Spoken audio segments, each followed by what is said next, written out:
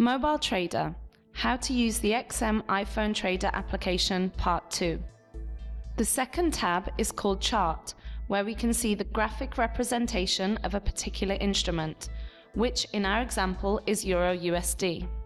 The top left side of the chart window displays the time period options. By clicking the button, a drop-down menu appears. Here you can decide how the time period is displayed on your chart.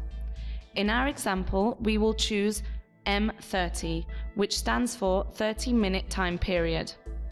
By clicking the Settings tab under the Chart section, you can choose how the chart is displayed. The first option is Bar Chart. This displays the chart as bars. The second option is Candlesticks. To get a clearer image of the candlesticks, pinch out your iPad or iPhone screen to zoom in and see the candlesticks in more detail. You also have the option to scroll from right to left in order to see the latest position of the market.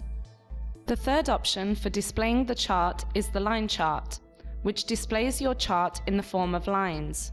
At the top section, you can see the crosshair button, which when you click this button, a cross appears on the screen automatically. You can choose to position this cross on the chart and to display the time and date of the intersection. The next button in the middle section is called Indicators. Once you click the indicators, you will be redirected to the Indicators window section screen. Should you want to return to the main chart window, simply click the arrow button located at the top left side of the Indicators window. To view the available indicators, click the main window blue text. This button takes you to the Available Indicators List section, where you can select and add an indicator on any instrument to your chart window. Remember that by clicking the arrow button on the top left side of the indicators list, you will be redirected to the main indicators screen. Let's choose the Average Directional Movement Index indicator as an example and attach it to our chart window. Before doing this, you have the option to change the properties of the selected indicator by clicking on it once. This will take you to a new section where you can customize the indicator to your preferences.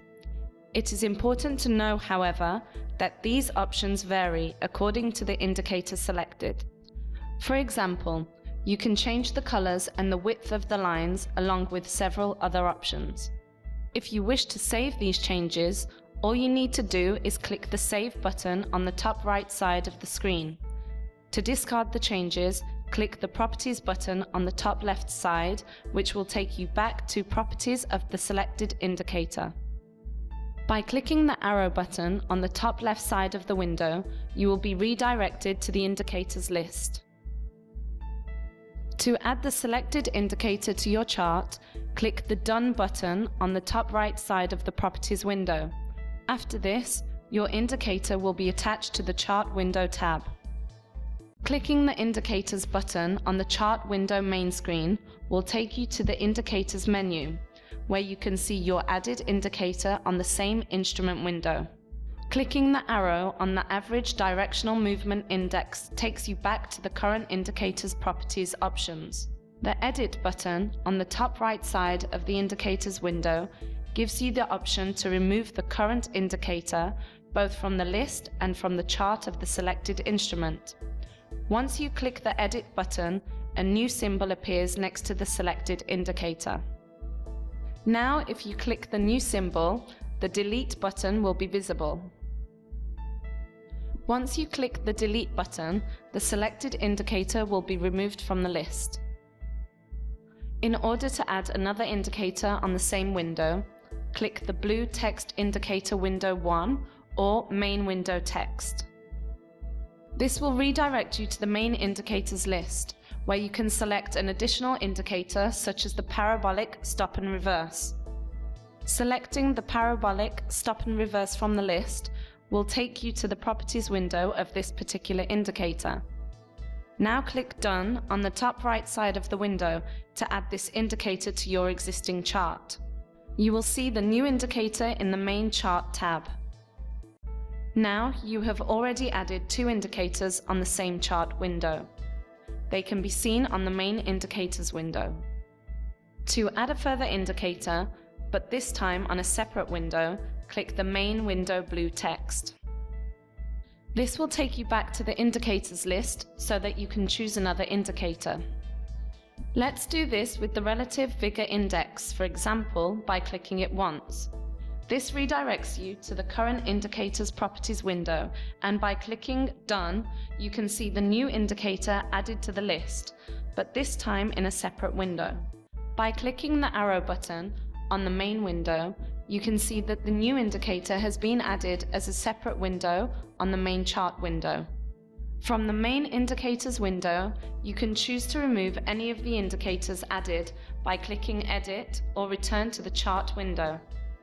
To access the chart options, click on the main settings button and then select the chart section.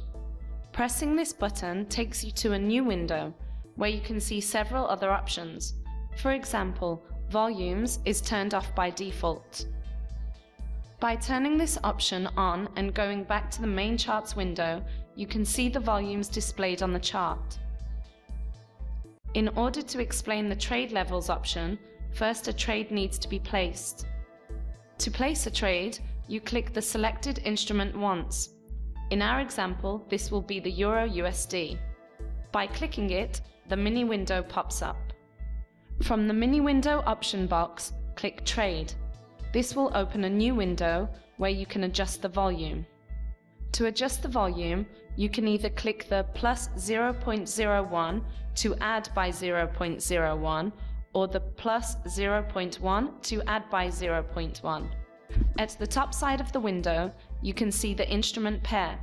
By clicking on it, you can select which instrument pair you want to trade by selecting any from the list. Let's select, for example, the Euro USD. Below that, you can select the type of execution. For example, if you select the sell limit option, you will proceed with executing this type of pending order. Here you can set the target price on which the order will be executed. At the bottom of the order window, you can see the expiration box. If you click inside that box, a new calendar scroll box will pop up at the bottom of the window. Here you can choose the expiration date of the pending order. Let's select, for example, Wednesday the 16th of December at 12:42. Once the price, the stop loss and take profit and the expiration date have been set, click the Place button located at the bottom of the order window to place this order. Following this, you will see that your order has been successfully placed. Now go back to the Quotes main tab. Now let's place a different type of order. Click the selected instrument, for example, Euro USD once, and the mini window will pop up. Click Trade to go to a new window where you can select the volume, instrument, and the type of execution order. For example, let's leave the order type on Market Execution. Here you can choose to click either Buy or Sell. Let's place a buy order, for example, by clicking Buy. Now you will see that your order has been successfully placed.